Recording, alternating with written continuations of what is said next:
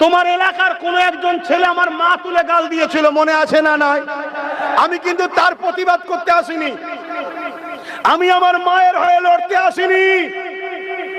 আমার মাকে গাল দিয়েছে, আমার মায়ের আল্লাহ দেখেছে। আমার মাকে যখন গাল দিচ্ছিল, আমার মা তখন খোদার ঘর কাবাকে তওয়াফ করছিল, উমরাই ছিল। যে গাল দিয়েছে তাকে আল্লাহ দেখেছে। আমি আমার নিজের জন্য লড়াই করতে আসিনি।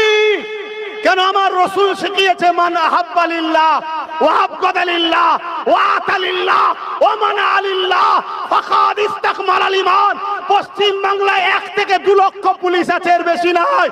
যদি মনে করি কারো প্রতিশোধ নিজের জন্য নেব, যদি মনে করি মা বাপের জন্য কারো প্রতিশোধ নেব, টোটাল পশ্চিম বাংলা থেকে 1 কোটি লোককে জড়ো করার ক্ষমতা আব্বাস সিদ্দিকীর আছে। 1 কোটি লোককে রুখার এই বাংলায় কারো ক্ষমতা